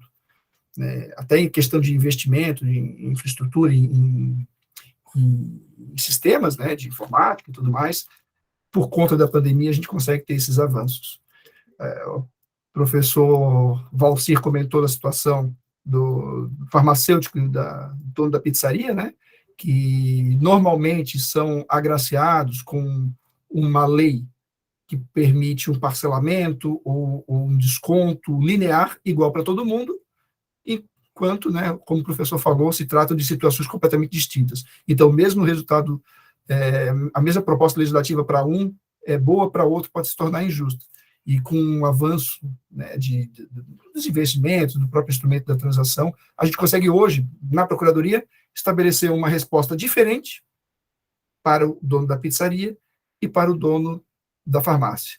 A transação que saiu, uma das primeiras que saíram que saiu agora por conta da pandemia, né, media os descontos por conta da queda da arrecadação, de forma a não permitir que quem teve um faturamento aumentado no período da pandemia fosse beneficiado com um parcelamento desse, que era o comum que a gente tinha, né, desde os anos 2000, Refis, Paes, Paex, Refis da crise, Refis da Copa, PERT e tudo mais. Hoje a gente tem transações, né, por adesão como essa que eu falei para vocês, que medem exatamente, ou tentam medir, ou de alguma forma buscam a informação do contribuinte para saber qual deles é merecedor de maiores descontos ou de menores descontos, para estabelecer uma forma de ajudar realmente aquele contribuinte que precisa e não beneficiar aquele que não é um bom pagador, vamos dizer assim, né?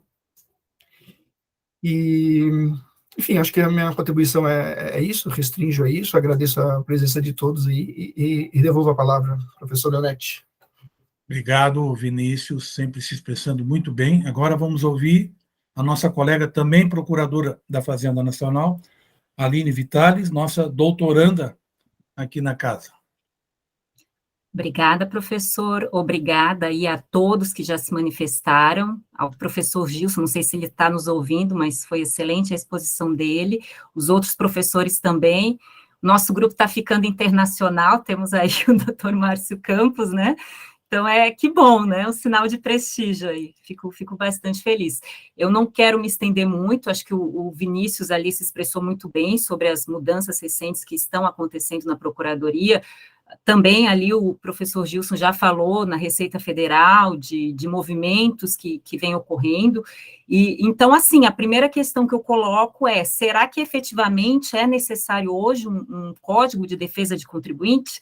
O nome é bonito, e realmente concordo ali com a Emanuela quando ela falou, olha, ninguém vai ser contra um Código de Defesa dos Contribuintes, e isso é que me preocupa também, porque a possibilidade de ser aprovado no Congresso Nacional algo que não foi devidamente debatido, que não foi devidamente discutido, que não se analisou ali as consequências, inclusive consequências que podem piorar o nosso sistema, que já é um sistema complexo, né, trazendo mais complexidade. Então, assim, o primeiro ponto é que, de fato, concordo que deveria e espero que haja maior discussão no Senado a respeito desse projeto. E também me lembrou, essa é a minha pequena contribuição, para não me estender muito, ano passado eu tive aula com o professor Cláudio Ladeira, e foi muito interessante, porque houve uma discussão sobre as obras de um jurista norte-americano, Adrian Vermeil. Não sei se todos já conhecem ou se já ouviram falar, é muito interessante. Então, especialmente para o Brasil, para nós brasileiros que estamos acostumados com essa ideia de um constitucionalismo exacerbado e precaucionário. A ideia basicamente é a seguinte, o livro dele um dos livros que nós estudamos é The Constitution of Risk, Constituição do Risco. Então, ele basicamente diz o seguinte, que com esse afã de a gente querer prever todo o abuso, ou limitar, eliminar toda e qualquer possibilidade de abuso de poder, enfim, de abuso de direito, abuso do poder público, a gente acaba travando o sistema e trazendo outros problemas que não foram pensados no início. Então, que o ideal não seria isso, seria um constitucionalismo de otimização. Seria já, de antemão, pensar em diversas variáveis, em diversos, até problemas que surgiriam em decorrência, né, dessa ideia, e a partir daí discutir um sistema, que me parece que nesse caso não houve essa discussão, né? Então, assim, um exemplo bem simples para entender isso que eu estou falando, até a obra de um professor que fez o doutorado na UFSC, eu acho que é Rodrigo Valgas, doutor Rodrigo Valgas, se eu não me engano, o Direito Administrativo do Medo, né? Que é isso, nesse afã de, vai ter corrupção, vai ter, vamos eliminar toda e qualquer possibilidade. O que acontece hoje? O apagão das canetas. O administrador tem o medo de decidir, porque ele tem tanta possibilidade de punição, a gente meio que pressupõe a má-fé, né? Coloca ali num patamar bastante elevado, e isso gera consequências nefastas, porque a administração para. Hoje é uma dificuldade encontrar alguém que queira ser chefe na procuradoria, por exemplo, ninguém quer ser chefe, ninguém quer se incomodar. Então, assim, isso tudo me parece que teria que ser pensado, e me veio à mente esse trabalho desse professor. Aí era isso, constitucionalismo de otimização e constitucionalismo precaucionário, era isso que eu queria falar rapidamente para não me estender muito. Agradeço aí a todos, né, que me antecederam. Obrigado, Aline, fizesse grandes colocações. Depois passa no nosso grupo lá o nome desse autor, realmente, pelo menos de ouvido, eu não conheço, não. E é interessantíssimo, ele é um professor de Harvard, e é bem essa ideia de Estado administrativo, que é diferente da visão dos brasileiros. Então, por isso que é interessante a discussão, assim. Isso, constitucionalismo de risco, do terror, aí tem a parte da pandemia que pode ser aplicada, é interessantíssima a obra dele. Perfeito, perfeito. Agora nós vamos ouvir a nossa colega Luciana Zanin, que já foi, né, Zulana, por vários anos, também já foi membro do CARF, né? E agora está aqui, faz parte do grupo, já é mestre e está disputando uma cadeira no doutorado para o ano que vem. Hoje mesmo, no final do dia, deve sair o resultado. Vamos torcer para que dê tudo certo. Com a palavra, Luciana. Boa tarde, professor Leonetti, boa tarde a todos, né, parabenizar aí pelas exposições, pela apresentação e por esse movimento, sabe, é um prazer rever o professor Valcir Jansen também aqui, né, faz tempo que a gente não se vê, né, professor? E realmente, assim, ver esse movimento, né, tomando corpo dessas discussões a respeito da propositura da nova lei e a preocupação, né, dos impactos disso no processo administrativo, principalmente no que diz respeito aí a forma, né, de garantia dos direitos do contribuinte na defesa, né, de si próprio contra os avanços aí do fisco, né, e defendendo aí a legalidade daquilo dos atos administrativos que produz, né, dos atos de lançamento, que a gente sempre, né, costumava discutir, o professor Valcir também assim, sempre foi defensor dessa tese, né, a gente não existe lados entre fisco e contribuinte, existe um único mundo de legalidade e ilegalidade, né, então, assim, o que a gente procura sempre focar é nisso quando vem à tona essas discussões a respeito de processo administrativo, e ouvindo, né, os debates,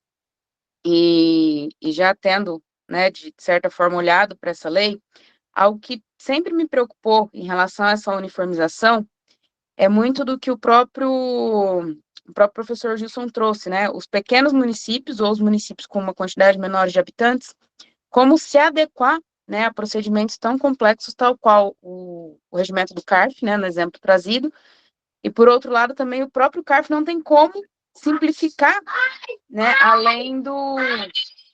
Peraí, só um minutinho. Deixa ele falar. Luciano. Peraí, só um pouquinho. E assim, né, peraí, só um minutinho. Vem cá, pera lá, gente, só um pouquinho. Chama ele, ou ela.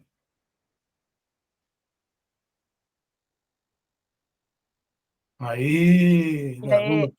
Coisa de home office, ele bateu aqui na quina da mesa, na hora que eu estava falando. E essa preocupação, né, realmente, da gente garantir tanto para as grandes operações, né, envolvendo essa complexidade toda que é levada para o CARF, essa padronização, né, que ponto isso impactaria também os atos menos complexos, né, ali envolvendo, por exemplo, um pagamento do IPTU, né, para uma discussão levada a âmbito de município, e a diferença, né, da capacidade do próprio contribuinte em elaborar essas defesas. Então, assim, o que eu vejo como muito produtivo, esses movimentos até de conscientização, né, e de preparação para que todos realmente possam acessar a justiça fiscal, seja em níveis mais complexos ou com discussões menos complexas, né, ou de certa forma mais simples, mas que todos pelo menos tenham acesso às 3 instâncias, né, e ao contraditório e ampla defesa, né, de forma regular aí. Então, eram essas as minhas colocações e realmente, né, desculpa o tumulto aí do home office. Tudo bem, não te preocupa com isso. Obrigado, então, a Luciana. E agora, eu acho que, por último, não sei se tem mais alguém na sala, acho que não, nós vamos ouvir o Felipe Sestrem. Boa tarde, professor Carlos. Boa tarde a todos os colegas. O professor Gilson eu acho que acredito que saiu. Eu acho que sim. Agradecer a fala de todos. E na linha do que a Luciana mencionou, só pontuar que sou procurador do município de Joinville, então atuo diretamente na área ali de execução fiscal, de tributos de ISS e IPTU. E uma pegada que eu quero dar, e de forma muito objetiva com relação a esse projeto de lei complementar em tramitação na Câmara dos Deputados, é a intenção de colocar como um direito do contribuinte a utilização de mecanismos de solução plurindividual, que é o IRDR administrativo, e mesmo a questão envolvendo uma impossibilidade de lançamento sobre precedentes obrigatórios, né? O artigo 10 do projeto traz a impossibilidade do fisco promover o lançamento ou a discussão relacionado a alguns julgados que o CPC trouxe como precedentes de observância obrigatória. No entanto, o que eu tenho visto, e esse é um dos temas da minha dissertação que faço em processo civil, mas com enfoque tributário, junto com o professor Pedro Miranda de Oliveira, é a má compreensão que se faz sobre cada um dos instrumentos que são arrolados como de observância obrigatória no 927 CPC. Em linhas mais objetivas, o IRDR, ele não tem essa funcionalidade de aplicação erga omnes como muitos pensam e têm colocado em legislações, né, infralegais ou mesmo em projetos de lei. A grande verdade é que o IRDR não tem uma vinculação ex tunc e também não tem esse efeito preventivo à administração pública. Nós temos diversos artigos, livros escritos a respeito. Tem um próprio mestrando, procurador do Estado de Santa Catarina, da Universidade Federal de Santa Catarina, que foi o Weber Luiz de Oliveira, que escreveu sobre isso, sobre a internalização de precedentes administrativos na fazenda pública, né? E nós temos um regramento da PGFN que fala sobre isso, né, a necessidade de uma internalização do procedimento, notas explicativas, para validar internamente esses precedentes. Então, não vejo com bons olhos essa generalização de instrumentos de solução plurindividual como se fosse um direito simplificado do contribuinte, como se fosse a solução de problemas, né? Então, só foco nesse ponto do projeto, que é algo que tem que ser melhor maturado, mesmo porque o fato do judiciário ter decidido determinada demanda em IRDR ou em outros precedentes obrigatórios, a exemplo de ações de controle de constitucionalidade, edição de súmulas vinculantes, não impede a possibilidade de discussão, sobretudo quando o próprio judiciário aplica inadequadamente os parâmetros de fixação desses precedentes obrigatórios, né? Existe um caso em Santa Catarina, que é um caso que se aplica um precedente de observância obrigatória, até que foi vertido em súmula, a súmula 392 do STJ, de maneira equivocada. Ele é um precedente vinculado à sucessão por aquisição do CTN, e ele se aplica para a sucessão causa-mortes. E uma coisa não tem nada a ver com a outra. A base de similitude fática dele não permite essa extensão. E isso é um problema que nós já estamos vendo no judiciário em procedimentos contenciosos jurisdicionais. Imaginem procedimentos administrativos, né? Então, é possível que a evolução do projeto nessa linha, relacionando IRDRs administrativos, ou mesmo a impossibilidade de lançamento sem um procedimento de depuração interna dos precedentes obrigatórios, leve a complexidades maiores do que nós já temos atualmente. Então, era basicamente esse o meu comentário, né? E agradecer a oportunidade de fala ao professor Carlos Leonetti. Obrigado, professor. Obrigado, Felipe. E eu acho que com isso, então, nós encerramos aqui essa nossa rodada e vamos encerrar também o nosso encontro. Acho que tivemos um excelente encontro, né? Iniciou muito bem com aquela exposição muito boa do professor Gilson, e depois tivemos todas essas observações de vocês, cada um dando a sua contribuição para que esse assunto seja mais iluminado. Eu acho que se a gente pode tirar uma conclusão geral disso tudo, professor Humberto, é que realmente é importante, já que existe esse projeto lá, ninguém pode ser contra Estatuto do Contribuinte, não. Ainda que seja chovendo molhado, Valcir Gassi, mas ninguém pode ser contra. Como é que a gente vai ser contra? Você é contra o contra? Não sou contra, né? Mas vamos aprovar um estatuto que seja realmente coerente, que venha para melhorar e que seja factível, né? E que se obrigue os municípios, que seja factível também para os municípios. Agora, querer simplesmente colocar a estrutura pesada, como disse o Gilson, né? de três instâncias colegiadas para obrigar que os municípios e os estados, também todos os estados, a adotem, não me parece nada razoável. Né? Meus amigos, mais uma vez, vou encerrar, eu quero agradecer a todos e a todas, né, pela brilhante participação de todos aqui, o objetivo do grupo é esse mesmo. Agradeço do fundo do coração o nosso colega Márcio Campos, lá de Paris. Márcio, ano que vem eu tenho um evento aí em setembro. Se tu ainda estiveres aí em setembro, e espero que estejas, nós podemos nos encontrar aí, tá? Muito obrigado a todos vocês. Os vejo depois dos meus colegas do grupo, os vejo depois do grupo. Obrigado a todos e até a próxima. Um abraço, boa noite. Um abraço a todos e todas. Até, todos e todas.